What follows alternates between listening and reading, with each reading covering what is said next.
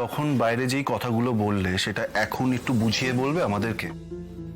মানে তুমি একের পর এক যা ঘটনা ঘটিয়েছো, নীলুকে তোমার হাতে দিতে তো আমি ভরসা পাচ্ছি না। মানে নীলুকে নেওয়ার নাম করে তুমি এই বাড়িতে নতুন কোনো মতলবে আসনি, সেটাই বা কি করে বুঝবো? দাদা ভাই, আমার মনে হয় সূর্য যেটা বলতে চাইছে আমাদের শোনা উচিত। তুই এখনো ওর থেকে শুনতে চাস?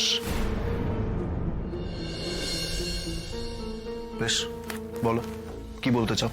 আমি আসলে অনেক দিন ধরেই ভাবছিলাম যে বিয়েটা তো ছেলে খেলার বিষয় নয়। হ্যাঁ, আমাদের বিয়েটা যেভাবেই হয়ে থাক সেটা তো আইন মেনে হয়েছে। এইভাবে দুম করে তো আর সেখান থেকে বেরিয়ে আসা যায় না। ইনফ্যাক্ট আমি এই কয়েকটা দিন ধরে আমার আর নীলুর এই পুরো বিষয়টা নিয়েই ভাবছিলাম। আমি কিন্তু সেই জন্য ডিভোর্সের কাগজটাও পাঠাইনি। হ্যাঁ, আমার সত্যি খুব রাগ হয়েছিল, প্রচন্ড রাগ হয়েছিল প্রাথমিকভাবে যে নীলু ওরকম মিথ্যে কথা কেন বলেছিল। আর সেই জন্যই আমি ওকে এখানে রেখে আমি নিজের জন্য কিছুটা সময় চেয়েছিলাম একলা, যাতে আমি এই পুরো বিষয়টা নিয়ে মাথা ঠান্ডা করে ভাবতে পারি। হ্যাঁ, হয়তো আমার ভাবতে একটু বেশি সময় লেগে গেছে, কিন্তু তারপর আমার মনে হয়েছে যে আমাদের এই সম্পর্কটাকে আরেকবার সুযোগ দেওয়া দরকার।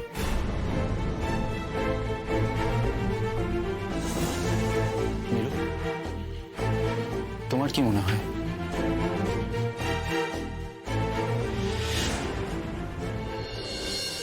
চমৎকার সূর্য, এই কথাটা যে বারবার তোমাকে বলল, প্রায় হাতে পায়ে ধরে তোমাকে অনুরোধ করলো যে বিয়েটা নিয়ে আরেকবার একটু ভেবে দেখতে, তখন তো তুমি তার কোনো কথাই শুনলে না।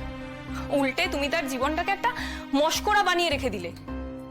মিথ্যে ছবি বানিয়ে, কলঙ্ক রটিয়ে ওর সদ্য বিবাহিত জীবনটাকে ছাড়খাড় করে এখন তুমি নীলুকে নিতে এসেছো নতুন করে জীবন সাজানোর জন্য। বৌমনি, আমি সেদিনও বলেছিলাম, আজ আবারও বলছি, আমি ওরকম কোনো কাজ করিনি।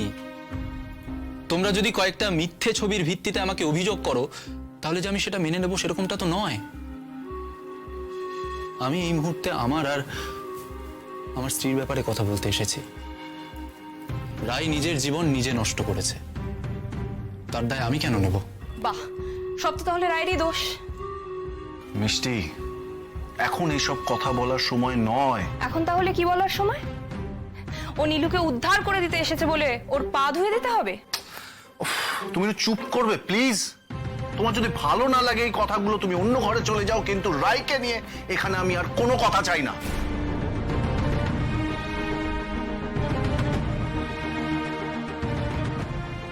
নীলু, আমি তোমার কাছে ক্ষমা চাইছি। আমি বুঝতে পারছি তোমাকে হয়তো এই কয়েকটা দিন এ বাড়িতে অনেক অপমান সহ্য করতে হয়েছে। আমাকে রায়ের সঙ্গে কথা বলতে হবে। শর্মি ঠিক বলেছে, এত ভুল বোঝাবুঝি আমি আর নিতে পারছি না। আসল কালপ্রিট কে আমরা দুজনে মিলে খুঁজে বার করব।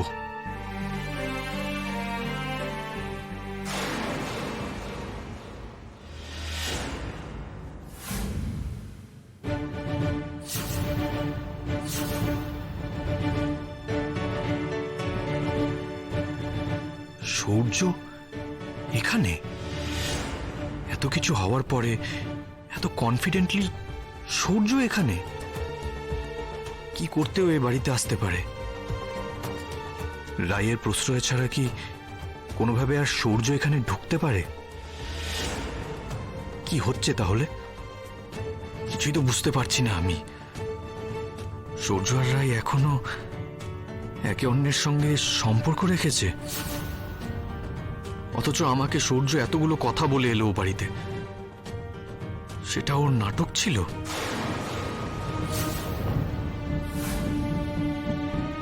আবার বোকামি করতে যাচ্ছিলাম আমি, আবার বিশ্বাস করছিলাম, আবার।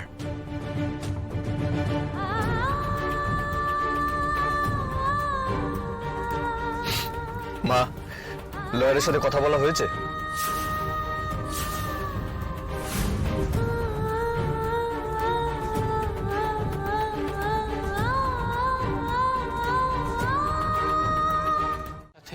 নীলুর এই বৈবাহিক সম্পর্ককে আমি আরেকটা সুযোগ দিতে চাই, আর এটাই আমার সিদ্ধান্ত।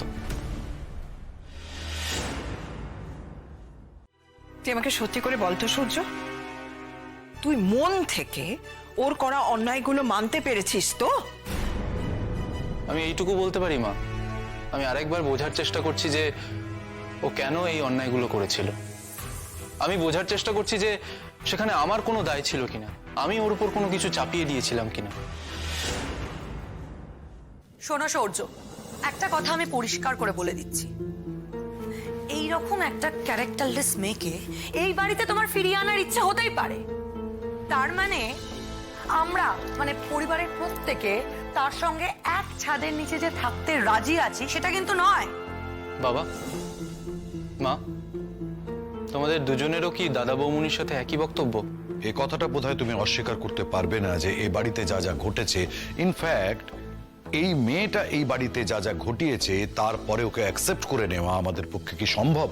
আচ্ছা ঠিক আছে, আমাদের জায়গায় তুমি নিজেকে প্লেস করে বলো, তুমি হলে পারতে? মা, তোমারও কি একই মত? হ্যাঁ, নীলাঞ্জনা আমাদেরকে যথেষ্ট অপমানিত করেছে। ও যা যা কাজ করেছে সেগুলো কোনোটাই কিন্তু ভুল করে ফেলা কোনো কাজ নয়। তোমার বাবার দেখাশোনা করতে ও বারবার আপত্তি করেছে, যথেষ্ট অসভ্যতা করেছে সেই নিয়ে। আমি কিন্তু অনেকবার ক্ষমা চেয়েছি আমার ভুলের জন্য। আমি তো স্বীকার করছি আমি অন্যায় করেছি।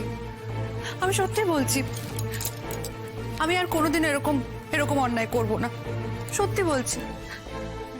নীলু, খুব ভালো অভিনয় হয়েছে তো, একদম হাততালি পাওয়ার যোগ্য। কিন্তু কি বলতো, এটা তো নাট্যশালা নয়, তাই তোমার এই অভিনয়টা এবার বন্ধ করো প্লিজ।